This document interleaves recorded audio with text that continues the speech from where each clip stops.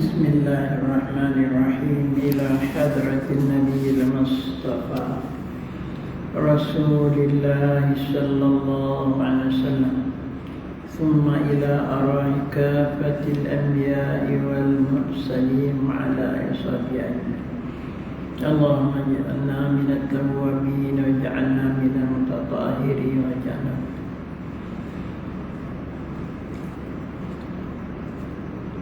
الفاتحة. أعوذ بالله من الشيطان الرجيم. بسم الله الرحمن الرحيم. الحمد لله رب العالمين الرحمن الرحيم مالك يوم الدين إياك نعبد وإياك نستعين اهدنا الصراط المستقيم صراط الذين أنعمت عليهم غير المغضوب عليهم ولا الضالين. Bismillahirrahmanirrahim. Assalamualaikum warahmatullahi wabarakatuh. Alhamdulillahilladzi arsala rasulahu bil huda wa dinil haqq liyudhhirahu ala dini kulli wa kafa billahi shahida. Asyhadu an la ilaha illallah wa asyhadu anna Muhammadan abduhu wa rasuluh. Allahumma salli wa sallim wa barik ala sayyidina Muhammad وعلى آله وأزواجه وأصحابه ومن تبعهم إلى يوم الدين. رب اشرح لي صدري ويسر لي أمري واحلل عقدة من لساني يفقهوا قولي. سبحانك لا علم لنا إلا ما علمتنا إنك أنت العليم الحكيم. Pelajaran kita Matla'ul Badri muka surat 66.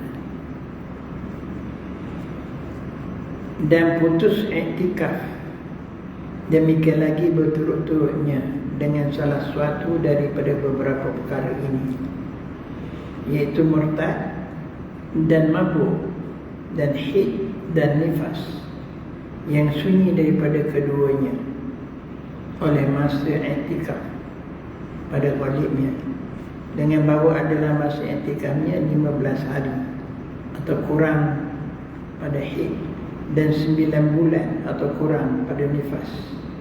Persalahan haid dan nifas yang tiada sunyi daripada keduanya oleh masa iktikaf pada ghalibnya, dengan bahawa adalah masa iktikafnya lebih daripada 15 hari pada haid dan lebih daripada 9 bulan pada nifas.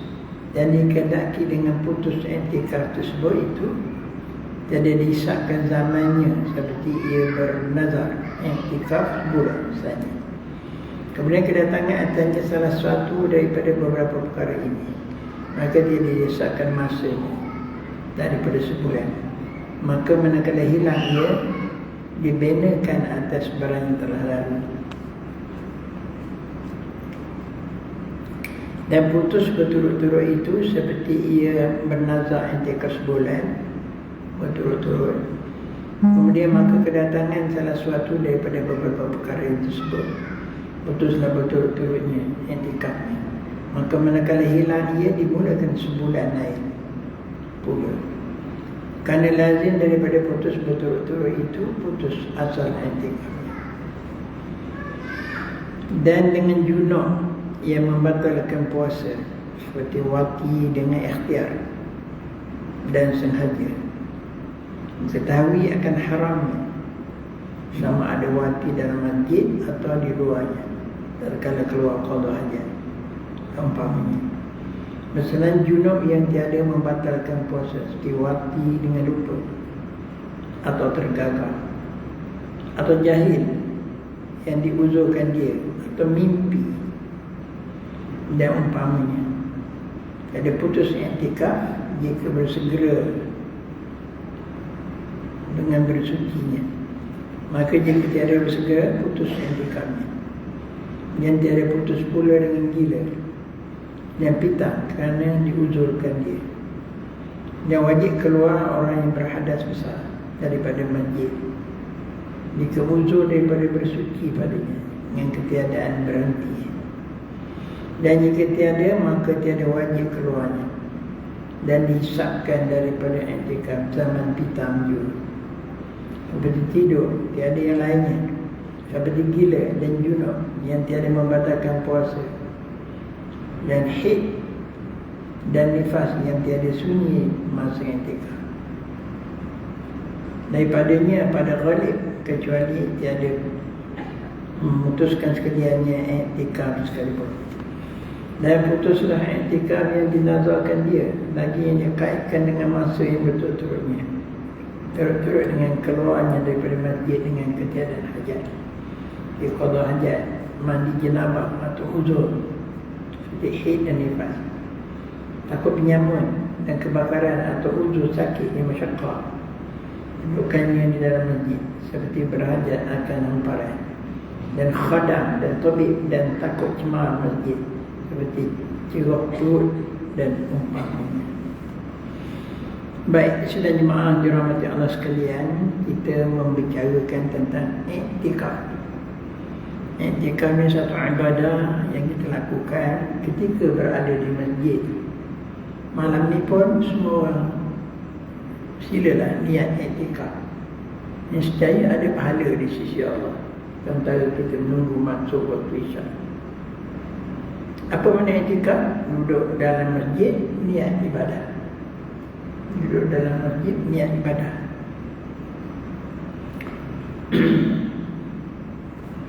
Kita dah bincang beberapa perkara pada pelajaran yang lepas. Rukun i'tikaf itu 4. Pertama niat, yang kedua masjid, yang ketiga berhenti dalam masjid, yang keempat mu'takifun, iaitu orang yang beriktikaf. Dari pelajaran kita hari ini, kita membicarakan perkara yang membatalkan iktikaf. Putus iktikaf, demikian lagi berturut-turut. Iktikaf ni ada 2. Satu iktikaf yang kita niatkan satu hari. Kemudian ada yang kita niatkan iktikaf 3 hari berturut-turut. Ada hukum berturut-turut. Ataupun kita tak niat berturut-turut, kita lakukan puasa 3 hari. Puasa untuk apa namanya, kita akan iktikaf 3 hari. 3 hari. Tapi kita tak niat terus menerus. Puasa kita iktikaf sehari, lepas tu kita tinggal iktikaf pula hari esok. Maka boleh. Tapi kalau kita niat iktikaf 3 hari berturut-turut, dengan salah satu daripada beberapa perkara, murtad,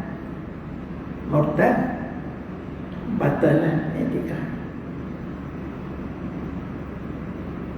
Murtad ni tak ada ibadat melainkan batal berlaku. Semayang jadi batal, puasa jadi batal, habis. Na'udzubillah.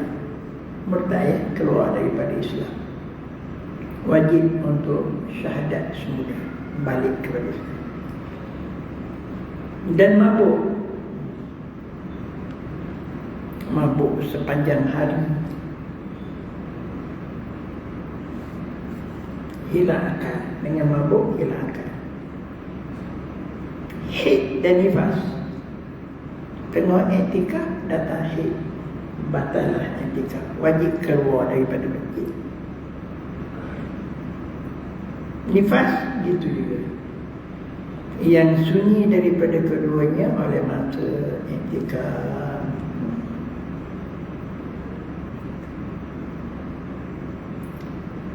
Masa mula iktikaf tak ada, tengah-tengah iktikaf ada. Pada ghaliknya bahawa masa iktikafnya 15 hari atau kurang pada haid. 15 hari ini setinggi-tinggi haid.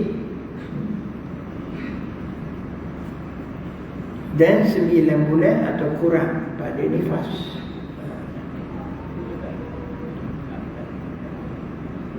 Bersalahan haid dan nifas yang tiada sunyi daripada keduanya pada masa iktikaf.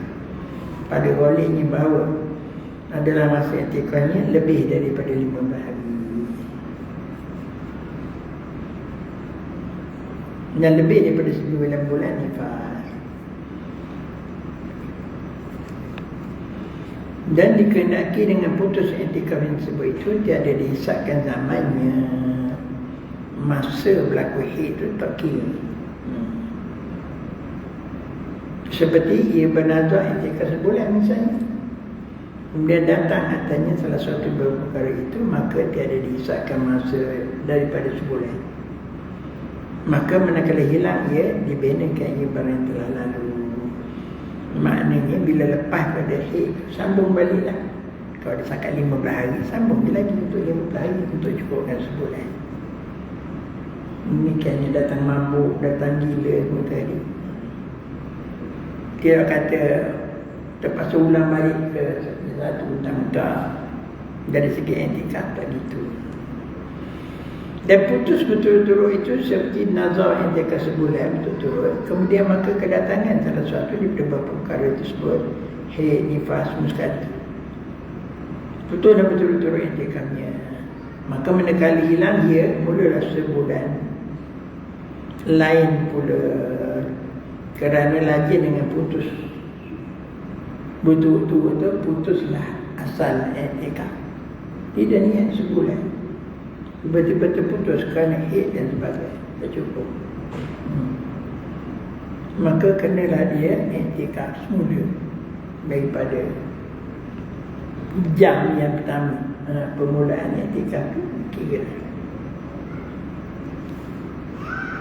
Dan dengan junub sama jugalah, membatalkan puasa seperti wati. Jadi batal puasa, batal i'tikaf. Itu. Wati dengan ikhtiar, payah nak berlaku gitu. Dan sengaja, memang bersetubuh dengan isteri ketika dalam i'tikaf di masjid, balik rumah sekejap ke, dulu ditandas ke, maknanya dengan sengaja batallah i'tikafnya. Diketahui akan haramnya, tahu perbuatan itu haram tapi buat juga. Sama ada wati bersama dengan isteri itu dalam masjid atau di luar, tak terkala kena qada hajat, jumpa dengan isteri, berlaku operasi gitu. Quran sebut wala tubashirhun wa antum sedangkan kamu i'tikaf.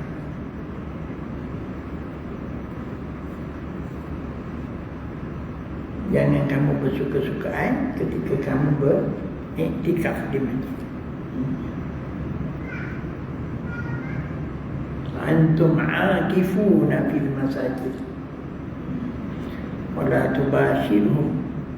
Jangan kamu bersuka-sukaan dengan isteri ketika kamu iktikaf di masjid. Dalam nas hadis Nabi SAW ketika dia iktikaf 10 hari akhir Ramadan, hanya dia pergi jenguk pada tingkap masjid kerana rumah Aisyah, rumah Rasulullah SAW sebelah pada masjid je. Jadi dalam keadaan Nabi i'tikaf, Nabi bertemu dengan Aisyah, Nabi tunjukkan rambut kepada dia, dia sikat rambut, itu je lah, lebih pada itu. Sebab tu istilah Nabi sebut 21 Ramadan tu Nabi ikat kain. Artinya Nabi beriktikaf terus di masjid, terus menerus beriktikaf, terus menerus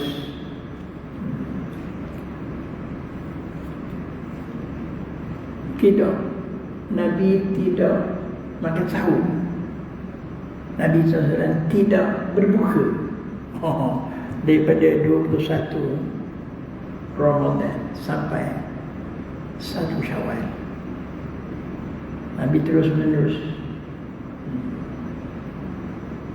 Ini mukjizat Allah beri kenyang kepada baginda SAW.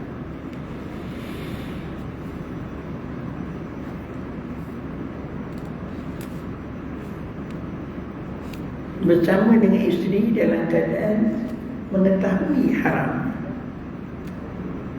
sedangkan awak sedang i'tikaf. Tak kira lah dia sebut sini wati itu dalam masjid ke atau di luar, tak kira. Tetap memutuskan i'tikaf.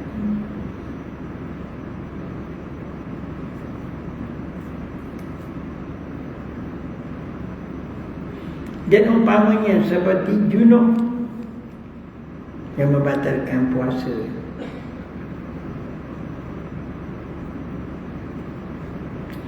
nifas itu semua junub belaka. Atau wati dengan lupa, payah wati dengan lupa ni budak sangat kan, sama dengan isteri dan kadang-kadang tak sedar diri. Kacau. Atau tergagap paksa dia orang, atau jahil yang diuzurkan dia, mu'allaq baru masuk Islam. Kan berlaku benda-benda begini,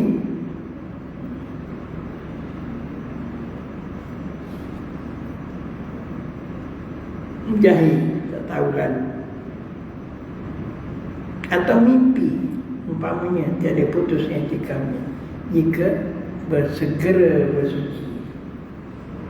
Kalau i'tikaf tidur, dalam tidur mimpi, wajib kena terus bersuci, mandi wajib lalu boleh sambung i'tikaf. Gitu lah. Bersegera sucinya, maka jika dia ada segera, putus i'tikafnya juga. Tak lepas nak i'tikaf. Dan tiada putus pula dengan gila dan pitan kerana diuzurkan dia. Gitu ya.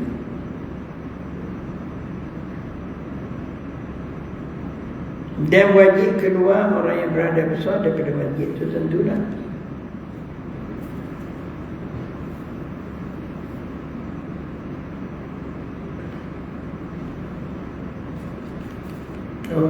Gila dan pitan tidak memutuskan i'tikaf.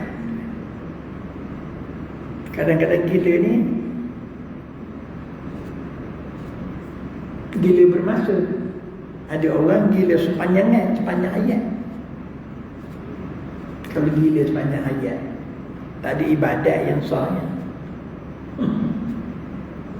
Ini dia maksudkan bukan gila berpanjangan. 3 hari sekali gila.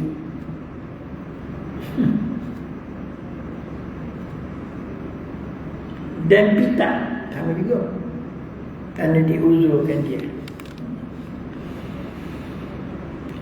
Dan wajib keluar orang yang berhadap daripada masjid, itu jelaskanlah.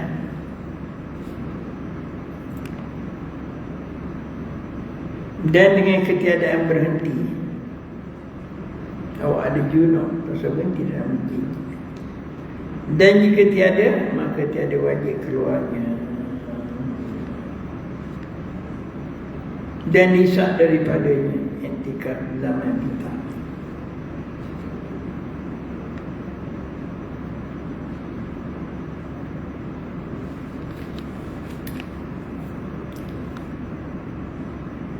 Bersuci padanya dengan ketiadaan berhenti. Maknanya lalu dalam masjid itu bolehlah berhenti tadi. Dan jika tiada, maka tiada wajib keluarnya. Dan dihisapkan daripada i'tikaf zaman petang minggu. Petang sepanjang hari dikira pahala i'tikaf. Tiada yang lainnya seperti gila, junub yang tiada membatalkan puasa, dan haid, nifas yang tiada sunyi masa i'tikaf daripadanya. Maka balik jikalau tiada memutuskan sekian itu akan i'tikaf sekalipun. Putuslah i'tikaf pada nazar. Ada orang i'tikaf nazar, kalau sembuh penyakit ibuku, aku akan i'tikaf 3 hari 3 malam di Masjid Nabawi umpamanya. Ini dikaitkan dengan masa. Dan berturut-turut. Kalau dia keluar daripada masjid dengan tak ada apa-apa keperluan,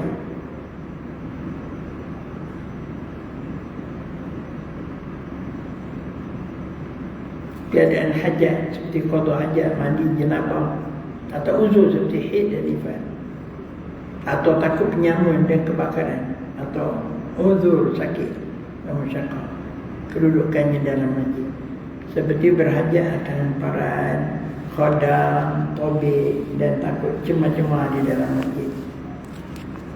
Jadi semua itu tidak membatalkan ada keuzuran sakit masyaqqah.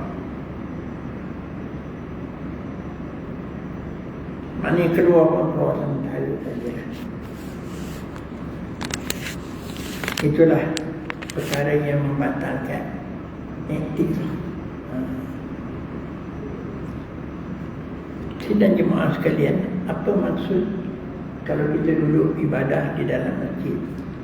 Duduk ibadah dalam masjid maknanya zikir termasuk, salawat termasuk, solat, sembahyang sunat yang banyak. Betul.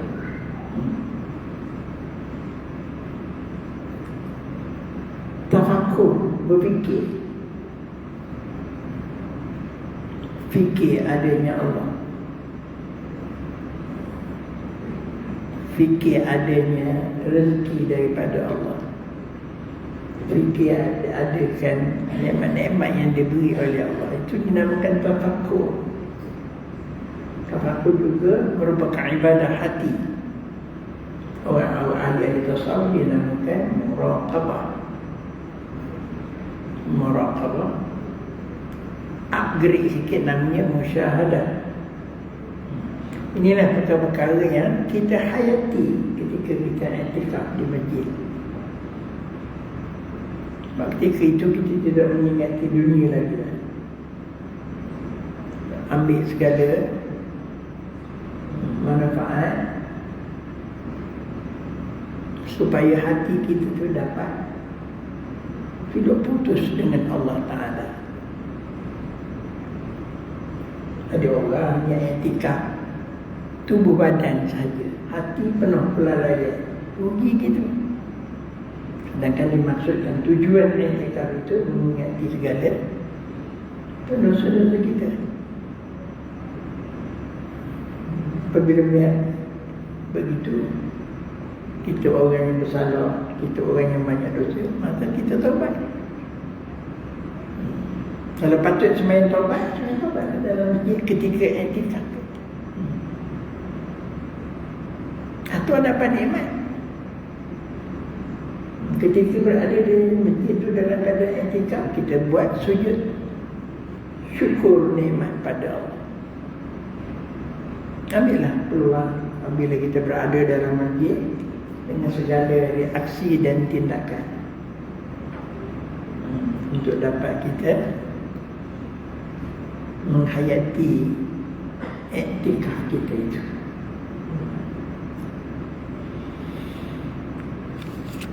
Alhamdulillah, kita selesailah rukuk ibadat. Kata haji dan umrah ni Ustaz tak baca. Haji ni kena khusus haji, baru boleh kita ayat itu. Pelajaran yang akan datang kita pergi kepada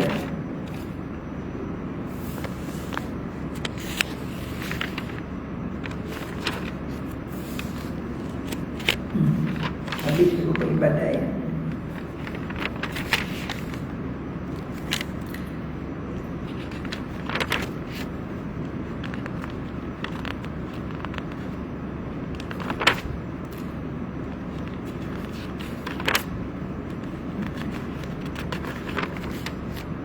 InsyaAllah pelajaran akan datang kita bincang tentang sembelihan kurban.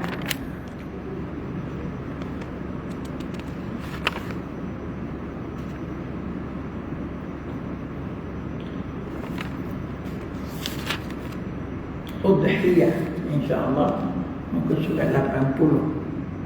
Kita akan sambung pada pelajaran bulan depan tentang Udhiyah. Artinya korban, sembelihan korban, diikuti dengan bab Aqiqah, insya-Allah surat 80. Alhamdulillah kita dapat menamakan bab I'tikaf. Mudah-mudahan tuan-tuan tidaklah i'tikaf khusus yang kita buat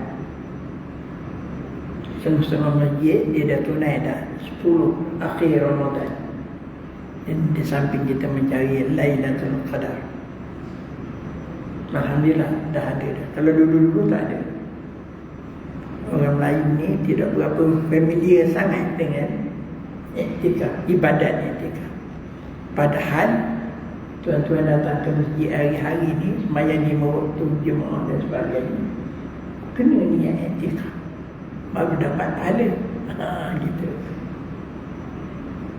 Hari Jumaat kita pergi beramai-ramai masjid, semua orang kena niat i'tikaf baru dapat pahala i'tikaf. Gitulah.